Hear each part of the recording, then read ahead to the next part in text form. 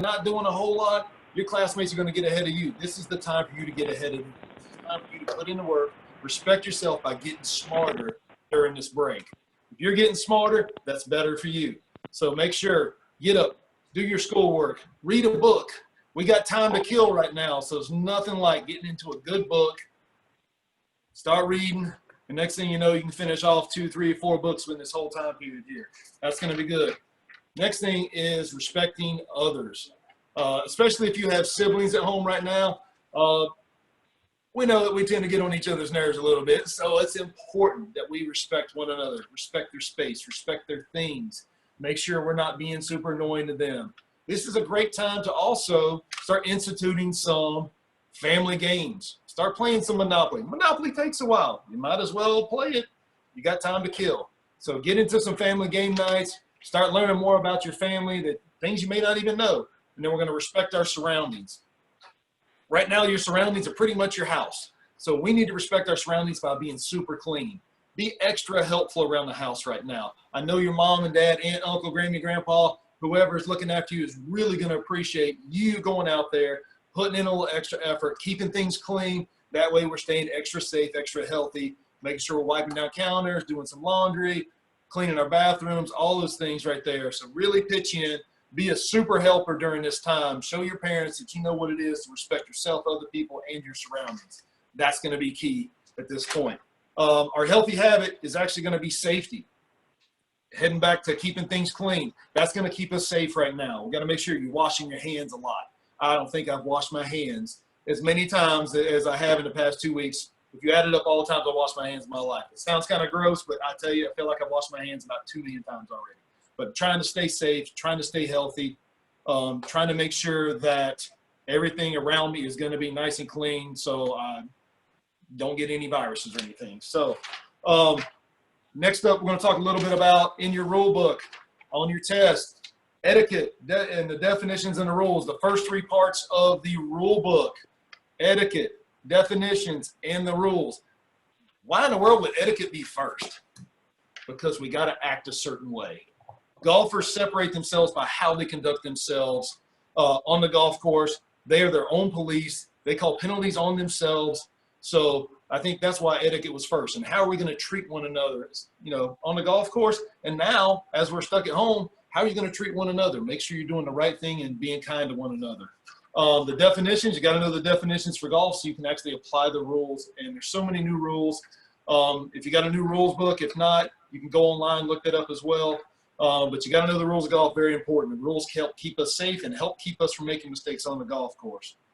Now, enough of that. Let's get into a little bit of golf because, hey, we want to get better at golf during this time, right? I'm sure everybody's shaking their head. So one of the big things is we got to have good posture. Very, very, very important. So if you have a golf club, if you don't have a golf club at home, grab a broom. If you don't have a broom, grab a mop. Something, a ruler, yardstick, something like that. So what I want you to do is I want you to put it on the top of your head like this and down here against your spine. And you're going to use this and you're going to lean forward. Make sure I'm at a good angle here. And from this point, I'm going to drop my hands in front of me. This is going to allow me to have better posture. Another thing you do, you can put it in the front. You hold it here, hold it at your waist. You can lean forward, and you should have part of the club sticking out behind you like a tail. So you can wag your tail a little bit, get nice and loose, drop your hands down. That way we have good posture. Now for putting, it's going to be a little bit different. We actually want to get bent over a little bit more, almost so this part of our head is parallel to the ground, and our arms are hanging down in front of our toes. This is going to allow us to rock our shoulders just a little bit better and make better putts so we become better golfers. So one of the biggest parts of being a good golfer that I see on the PGA Tour, LPGA Tour all the time is great posture. Got to have good posture if you want to hit good golf shots. And raise your hand if you want to hit good golf shots. I want to hit good golf shots. So hope you do too. So work on your posture. The next game that you can play, you can just get a bunch, especially if you have a sibling at home, or challenge mom and dad. All of a sudden, you're going to get pieces of paper, and you're going to write different letters on here. So R's, E's, SPECTs, all the things, and you're going to set them out. You're going to put them on the ground, and you're going to do sprint spelling. So you're going to, mark it, set, go. Who can run out and spell respect first? Who can spell honesty first? grab a piece of paper with that letter on it, bring it back, lay it down, spell it out. Something you can challenge a sibling with if you have one, which is a good way to keep active, get some exercise, and challenge your older or younger sibling. Very good idea. Very good idea to keep you active. Now, we're going to move on to a new activity. So I'm going to take this. Bear with me here. This thing is super bright. Oh. All right. Now I just lost my big halo thing. I can actually see it for a second. We're going to come in here. We'll do like a little arts and crafts. So we got a new challenge for you. And the challenge is going to be doing a squiggly. All right. So you don't have to be a Picasso. You don't have to be the best artist in the world. I mean, I do a mean stick figure. As you can see there, yeah, pretty good. But you know what? Not everybody is a super artist, but you can work on your artistic skills by doing a squiggly. Anybody can make figure eights and do a squiggly. So now what we're going to do is work on coloring. You can have crayons, colored pencils, you can have a pen or just a plain old pencil. All of that will work. And what I challenge you to do is do your own squiggly, submit it. We want to see who the best artist out there is. Anybody can shade. So what we're going to do is little techniques where you can shade dark on one spot and then shade to a little bit lighter because you're just pressing at a different rate. So all of a sudden I got 3 different shades there, kind of like tempo in golf. You got, you know, a couple different tempos. You got a super fast tempo for hitting your driver. You got a medium tempo for hitting a 7-iron, and you got a soft tempo for maybe hitting a really close wedge. You can also do things like cross hatching, which is doing lines like this. And then you can come back here and do this right here. So that's going to give you a different kind of a shade. If you get the further apart you get, the lighter it gets, something like that. Or you can do stippling. I kind of like this myself because you can take a pen and just start making dots. And the more dots I make, the darker it gets. And the darker it gets and dots you get, and the less dots I make, the lighter it's going to get. So you can work on different kind of variations of this, but pretty easy to do a squiggly. Let's see what you submit, how that's going to work out for you. Feel like we can do some pretty good stuff here. Submit them.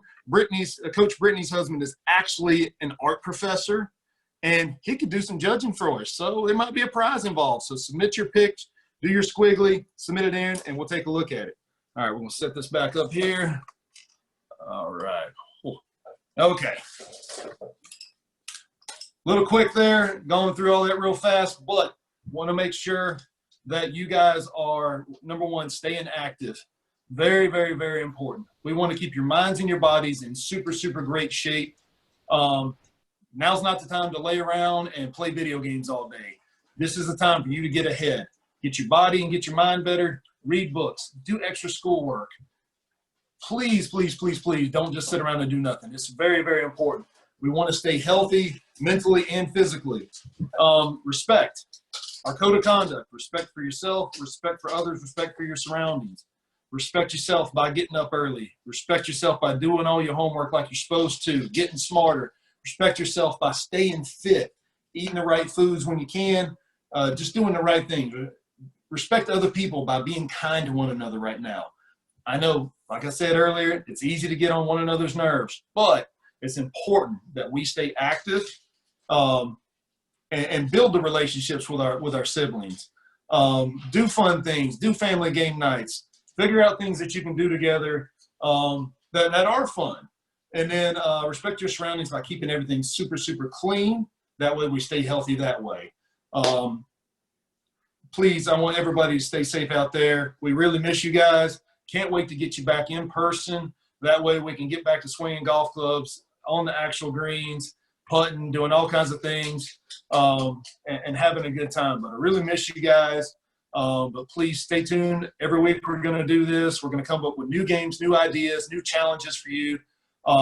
So first challenge is your squiggly challenge. And I just dropped my squiggly. So luckily I have another squiggly. Do your squiggly challenge. See what happens, submit them, take a picture, post it online, send us an email, whatever you got to do. Follow us on social media so we understand, hey, we got all kinds of special guests, special things to do, new challenges. We got a progression challenge for you that's going to be posted soon. So I want to see who can get the plank going. So you're working on that six-pack that I don't have. And we're going to see you guys really soon. Take care. See you next week. Hey, Coach B. Yes. Since we got a few minutes, what are some of the best at-home just stretches that we can be doing for golf? Oh man, that is great. Here, let me go back over here real quick.